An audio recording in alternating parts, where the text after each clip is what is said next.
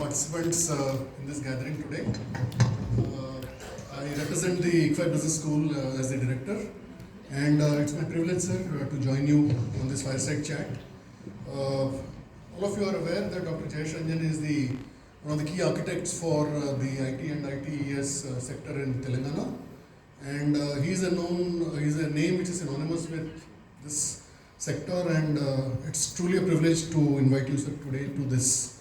The topic of today's discussion is AI in education and skilling, whether it's an enabler or a disruptor. And before moving on to taking his views on the topic, I would like to take 2 minutes to set the context so that each one of us is on the same page.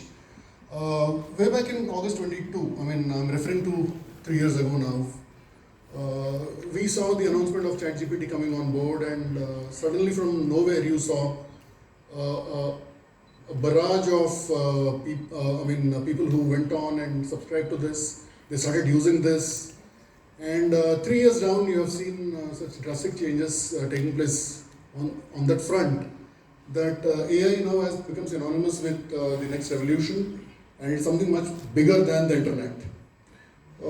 Taking investments now, I think the US followed by China. These are the big countries where investments are happening. And in today's morning sessions, we also heard somebody say about what is called as the upstream investments and the downstream investments.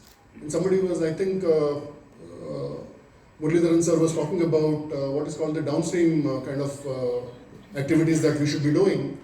And I'm sure in India, the investments are around $12 billion now, compared to about $600 billion that are happening in the US. So as a country, what are the things that we are going to be seeing as being disruptive? Definitely a lot of jobs. Yesterday's Mint magazine carries this, that 66% of the skills will be outdated and taken over by technology, notably AI.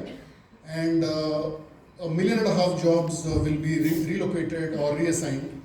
The question being asked now is, will these people be ever retrained, upskilled and repositioned in their own units? We're also seeing big companies, big tech companies, I'm not naming them on a public platform today, are also looking at shedding a lot of their workforce. So we are at a very strategic inflection point in our times. And coming to education now, which is the topic for today, I think it is something that we need to stop, drop anchor and reflect. Are we sailing? Where are we? Are we prepared for the next 5 years, the next 10 years? And India being what it is, we have so many issues to tackle with. Is it a place where the technology will finally be leveraged? It will be used for the purpose of common good?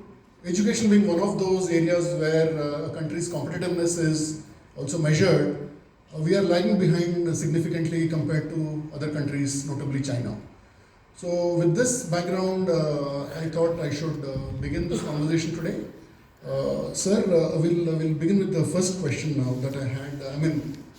I made it ready because it is a sequence that I wanted to follow. So pardon me if I'm looking into my page. It is not to get back to anything, but allow me this. All of you have heard about Mr. Anurag Behar, the person who runs the Azim Premji Foundation. He is one of the key votaries of education in this country. And I just have a quotation from one of his many articles that he has written. Learning is not merely the acquisition of facts. It is the expansion of consciousness. Every child has immense potential. Education must help to discover it. So the first question, Jayesh sir, is there is a fear that AI will dilute the purpose of education. Is it justified? Is this fear justified? So, thank you, Professor Venugopal. Greetings to everyone in the audience, other speakers. So, is it working? The mic. Sir, it's working. Yes, sir. Okay. So, at the back, are you able to hear? So, see, there are different stakeholders in the world of education. And what will AI mean to each of the stakeholders? We need to actually take a very disaggregated view. The students will benefit in some way. It definitely will cause harm, there's no doubt about it. Parents will have certain other kind of advantages and disadvantages, and particularly parents who are not very prosperous, who come from remote areas, rural areas, they will be more disadvantaged than others. Thereafter, we have people who provide education, schools, colleges, faculty. They, in my sense, they will benefit the most, and this is a great time for them. And then, of course, there are people who are involved in the ecosystem in other ways. People who create content, who do evaluation, who are into